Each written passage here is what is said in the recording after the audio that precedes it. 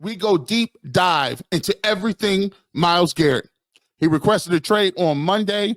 The fallout is here. I'm giving you behind the scenes look at what happened, when, where, and what. And so I was, if you just pulling up and I'm explaining this, is, obviously you guys know me from the Ultimate Cleveland Sports Show. You know me from the barbershop. You know me from the different places. You don't know me for breaking stories. I'm not a story breaker. I'm an opinion guy. And one of the things that happens sometimes is you'll get information a little bit earlier than people. In this case, I just happened to get the information from a source 2 to 3 years ago that there were some things rumbling and there's some things going on behind the scenes with Myles Garrett that may want him to request a trade. And now that the trade is out, now that the trade is public, it's been written about it. People have got their say-so on it. I'm just giving you what I knew behind the scenes and giving you what a source close to Myles Garrett has told me about the way this thing has parted over years with the Cleveland Browns. So we talked about some of the early friction, the Mason Rudolph helmet thing. That kind of rubbed Myles Garrett the wrong way. The Baker Mayfield and Odell Beckham Jr. rift, right? That kind of rubbed him in a wrong way. And then at the end of that saga, you get the Baker Mayfield stops returning phone calls from Jimmy Haslam, stops returning phone calls from Kevin Stefanski, and it's out there that they're going after Deshaun Watson. Now, here's the thing. Myles Garrett was looking to get out of the. He was thinking about asking for a trade after the Baker situation happened. However, Deshaun Watson came into the picture, and he was like anybody. Deshaun Watson hadn't played in a while, but on paper, Deshaun Watson was in his prime, a guy that was 26 years old who had been one of the best quarterbacks in the league. So Myles Garrett is like, oh, I'm open ears on it. I'm open ears. Y'all show me what he's gonna do, and it kind of put some cold water on those coals, so to speak, because they did come out and pivot and were able to get Deshaun Watson. Now we know how that turned out. So there you get Deshaun Watson. He's suspended for those 11 games. There's a lot of people who felt that the Cleveland Browns, once Deshaun Watson was suspended for those 11 games, they punt on that season. I remember saying this was a gentleman's punt, because if you think about it, go back to that, they had Jacoby Brissett back then. You had Jacoby Brissett at quarterback. You really didn't do anything specifically. We didn't bolster our run game. We didn't do anything with defensive tackles or linebackers. And I remember going to UCSS every single week and saying, Andrew Berry just refuses to get defensive tackles. He refuses to stop the run. It's the game where the Atlanta Falcons ran the ball 17 times or something stupid in a row with the same play, and the Browns couldn't stop it. For most looking into that season, that was a gentleman's punt. The Browns didn't do much at receiver. The Browns didn't do much at defensive tackle. The Browns signed a bunch of one-year contracts, and people in the organization thought that you punted on the season because Deshaun Watson wasn't there. You go into the next season. Now Myles Garrett is looking around. He said, I done wasted a whole year with Joe Woods. I've wasted all of my time. We wasted all our time waiting on Deshaun Watson. So when he come back this next year, he better be on and popping. Deshaun Watson gets back that next year. This is the year he has a shoulder injury. He still misses 6 games. Myles Garrett during that time period is showed up that year. He's the defensive player of the year. He's durable. He got in a car accident, still played all the games. Even this year, you go fast forward to this year with 3-14, he still played all those games. His foot was hurt. He was still playing. So he showed up. He did what he needed to do. He was the most triple team player, and he consistently did what he needed to do. You fast forward, that last year happens. You eventually go to the playoffs, right? And people say, well, G. Bush, why would he be mad and so upset about eventually going to the playoffs? Well, here's the reason. It's not that you went to the playoffs. It's the reaction to what happened when you were in the playoffs. Again, you lost to a rookie quarterback in C.J. Stroud and a rookie head coach. Those two together have been in pairing for 1 year, and they beat you when you're supposed to have the better squad. Again, it's not about being consistent. It's not about being best since 1999. And this is what I always keep trying to tell people. You guys, everybody in the fandom is saying since 1999, since 1999. That is a crutch. That's a line of demarcation for a losing mentality. These guys you draft don't care nothing about 1999. Heck, pretty soon, guys are going to be born after 1999. You're using that as a measuring rod for success. When guys are coming in here looking to make the playoffs, winning division titles, they haven't won the division title since '89. So when you say, well, Myles, we made it to the playoffs last year with Joe Flacco and 5 different quarterbacks. How does that help him feel good about beating Josh Allen or Lamar Jackson or Joe Burrow? It doesn't. You slipped up, got into the playoffs, and got blown out by a rookie quarterback and a rookie head coach. And sometimes I put it in a blunt way, but this is what they're thinking. This is what I'm just holding you the mirror. This is what they're thinking, and this is what they're saying.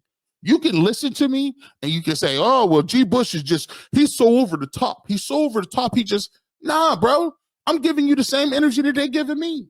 Why do you think, put it to you this way, why do you think after every single loss, if I knew this for 2 to 3 years, why do you think after every single loss, I would take it so bad?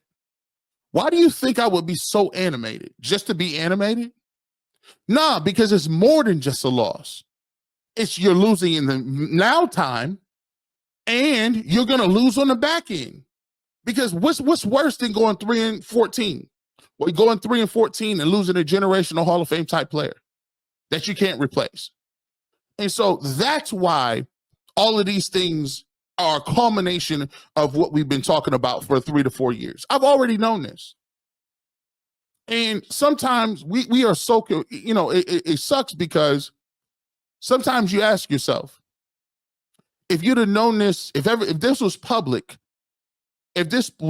3 years prior, say for instance, somehow you knew, just like I knew, that if the Browns don't come up with a winner and the Browns aren't making the playoffs, or if they don't go over 500, that Myles Garrett was going to request a trade. If you knew this 3 years ago, would you be okay with continue to keep running back Stefanski and Barry? I don't think you would.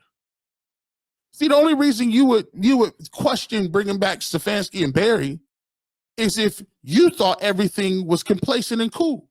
Well, we're just going to keep Myles and Denzel and we'll figure it out. But here's the thing. Nobody who puts their body on the line, who wants to win at a very high level, is going to sit here and be complacent and start another 3 to 5 year plan every 5 years, every 2-3 years. It's crazy. And as we sit here today, and we talk about it, Deshaun Watson flames out. He's owed a boatload of money. And Myles Garrett goes in and says, all right, let's talk about what the plan is. And the plan is, yeah, you're going to go straight to, you're going straight from Cleveland to Canton. He probably looking at him like, what does that even mean? You mean I'm going to sign up here, take the money, and never make the playoffs and wash out after 4 years?